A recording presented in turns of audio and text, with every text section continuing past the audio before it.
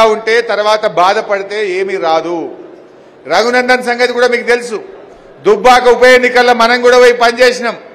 రామలింగన్న చనిపోతే అక్కడ by election వచ్చింది. అక్కడ బై ఎలక్షన్లో ఏం చెప్పిండి రఘునందన్ రావు? ఇంటికి 2 ఎడ్లు ఇస్తా, మనిషికి 2000 నిరుద్యోగ భృతి ఇస్తా, టెక్స్టైల్ పార్క్ పెడతా, రైలు తెస్తా, అన్ని అబద్ధాలు ఆడి గెలిచిండు. పాపం ప్రజలు నమ్మి దుబ్బాకోళ్ళు ఓట్లేసిండ్రు. మొన్న 4 ఏళ్ల తర్వాత మళ్ళీ ఎలక్షన్ వచ్చింది. మరి అవన్నీ ఒక్కటి కాలే, ఆయన చెప్పిన ఒక్క పని కాలే. జనం మడతపెట్టి ఉత్కిరు కదా అంటే కొత్త ప్రభాకర్ రెడ్డిని 54,000 ఓట్లతో గెలిపించిండ్రు.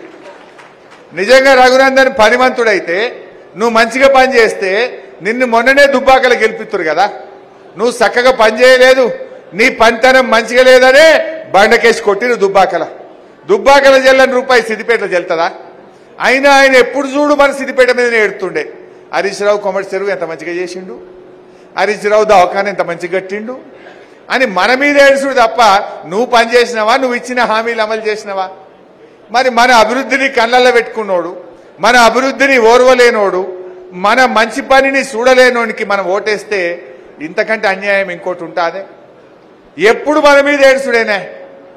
మరి అటువంటి వ్యక్తికి మనం ఎట్లా ఓటేయాలో సిద్దిపేటలో దయచేసి ఆలోచించండి. వెనకటొకటి యాద్ చేస్తా మీకు. విజయశాంతి ఎంపీగా మన దగ్గర నిలబడితే 6 ఎమ్మెల్యేలలో మైనస్ వచ్చింది.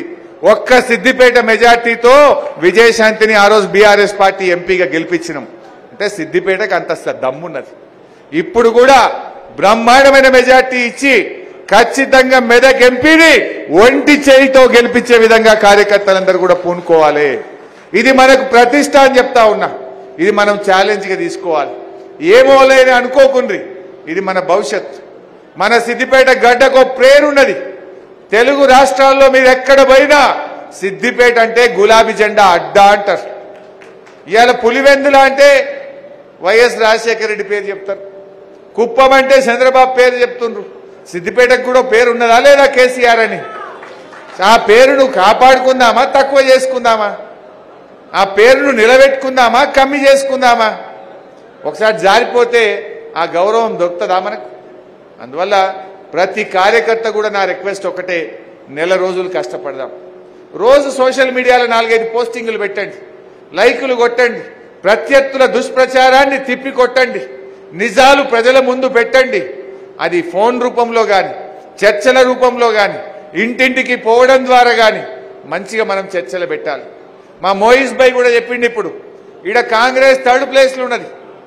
బీజేపీ కాంగ్రెస్ ఒకటై కొన్ని చోట్ల డమ్మీ అభ్యర్థులను పెట్టిండ్రు. కరీంనగర్లా, మెదక్లా, మల్కాజ్గిరిలా, సికింద్రాబాద్లా ఇట్లా కొన్ని చోట్ల బీజేపీని గెలిపించడానికి కాంగ్రెస్ వాళ్ళు డమ్మీ అభ్యర్థులను పెట్టిండ్రు. దాంతో ఏంది, వాళ్ళు బీజేపీకి లాభం చేసే పనులు ఉన్నారు. మన దగ్గర కూడా అదే జరుగుతూ ఉంది.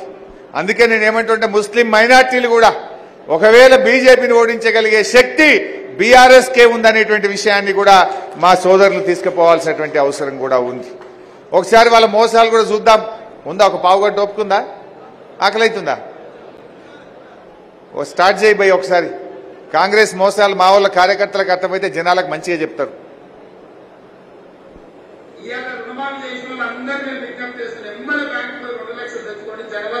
డిసెంబర్ 9 నాడు నేను రాగానే మాఫీ చేస్తాను. ఇవాళ చంద్రశేఖరరావు ఏమనుకుంటున్నాడే, రుణమాఫీ చేసిన ఓట్లు కాకపోతే నేనేం చెప్తున్నా, రుణమాఫీ అయిన అందరూ ఎంబలపై మళ్ళీ 2 లక్షల రుణం తెచ్చుకొని డిసెంబర్ 9 నాడు నేను ఆయన మాఫీ చేస్తా. కాబట్టి రైతులందరికీ ఆయన అదే 2 లక్షల రుణమాఫీ వాళ్ళకన్నా లింగారెడ్డిపల్లి వాళ్ళు, నర్సాపూర్ వాళ్ళు, హనుమాన్ నగర్ వాళ్ళు అయినా అదే కాదే. ఏమన్నాడు? ఎంత ముద్దుగా అబద్ధమాడిండు. డిసెంబర్ 9 తారీఖు నాడు మేము రాగానే 2 లక్షలు చేస్తా. కేసీఆర్ పోయిన తాప 1 లక్ష చేస్తా అంటే 1 లక్ష చేసిండు, ఈ తాప 1 లక్ష చేస్తా అంటే 1 లక్ష చేసిండు. మళ్ళీ తెచ్చుకోరు నేను 2 లక్షలు చేస్తా అంటే సిద్దిపేట కాడ నమ్మలే కానీ కొంత అట్టుపొంట ఆశపడ్డారు పాపం రైతులు. అరే మళ్ళీ 2 లక్షలు వస్తాయి కదా అని ఆశపడ్డారు. ఆశపడి ఓటేస్తే 4 నెలలైనా రుణమాఫీ ముచ్చట లేదు, దాని చేసిన ప్రస్తావన లేదు. ఇది మోసం కాదా? మోసమా కాదా? నెక్స్ట్ కనీస మద్దతు ధరకు మించి 2500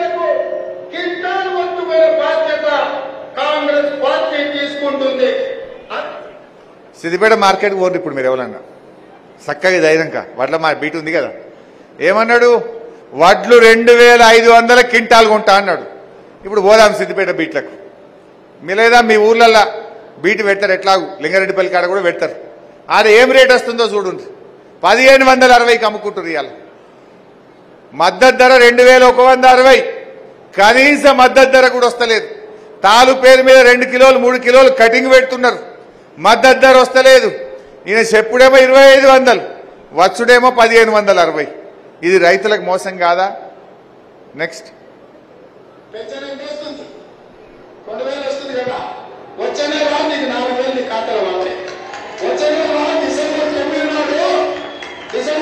నాడు పెద్దగా 2000 కాదు ఇందులో రాజ్యం వచ్చి నీకు 4000 రూపాయలు పెన్షన్ వస్తుంది ఎవరు అనుకునే పర్లేదు ఇంతమంది సీన్ చెప్పి నీ మనవాడు వచ్చి నీ కాళ్ళు ఎత్తుతాడు పెట్రోల్ మన్మడు వస్తలేడు కానీ ఇప్పుడు రేవంత్ రెడ్డి వచ్చి వస్తాలి కాళ్ళు ఎంత ముద్దుగా అబద్ధం ఆడిండే కేసీఆర్ ఉండగా 200 పెన్షన్ను 5 అంతలు పెంచి 1000 చేస్తా అన్నాడు బరాబర్ 1000 చేశాడు మళ్ళా గెలిస్తే 1000ని 2000 చేస్తా అన్నాడు బరాబర్ 2000 చేసిండు మన కేసీఆర్ మాట అంటే మాట తప్పలే బీడీ కార్మికులకు ఇచ్చిండు మహిళలకు ఇచ్చిండు వితంతువులకు ఇచ్చిండు చేనేత గీత కార్మికులకు ఇచ్చిండు కానీ ఈయనేమన్నాడు వచ్చే నెల రాగానే డిసెంబర్లో 4000 అన్నాడు డిసెంబర్ వాయ్ జనవరి వాయ్ మార్చి వాయ్ ఏప్రిల్ వాయ్ 4 నెలలు వాయ్ అంటే ఈ రాష్ట్రంలో 42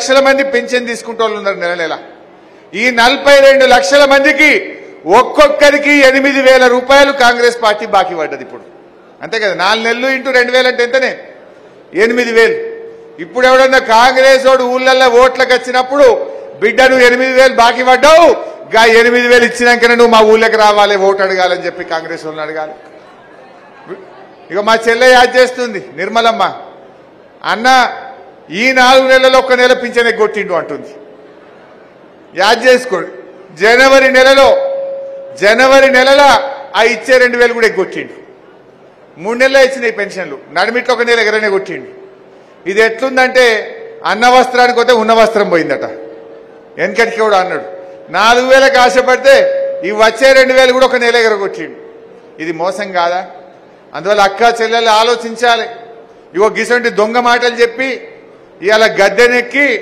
ప్రజల గుండెల మీద దండింది ఇవాళ కాంగ్రెస్ పార్టీ అటువంటి కాంగ్రెస్ వాళ్ళకి మనం గట్టిగా గుణపాఠం చెప్పాలి 4 నెలలు అయింది ఇప్పుడు ఉసురు పోసుకున్నారు ఈ ఎంపీ ఎలక్షన్ల గిట్ట కింది మీద అయిందనుకో ఇంకా 4 ఏళ్లు మన ఉసురు పోసుకుంటారు వీళ్ళు అందువల్ల వీళ్ళ మెడలు వంచాలంటే మనం బీఆర్ఎస్ పార్టీ గెలిస్తే రేపు అసెంబ్లీలో బల్ల గుద్ది బిడ్డ ఎట్లా ఇయ్యవు నీ సంగతి ఏందని చెప్పి నేను అడుగుతా నీకు జనం సురుకు పెట్టిండ్రు ఎంపీ ఎన్నికల్లో కర్రు గాల్చి వాత పెట్టిండ్రు ఇప్పటికన్నా కళ్ళు తెరువు 4000 పింఛన్ ఇవ్వమని నేను గట్టిగా కొట్లాడగలుగుతా అదేవిధంగా నెక్స్ట్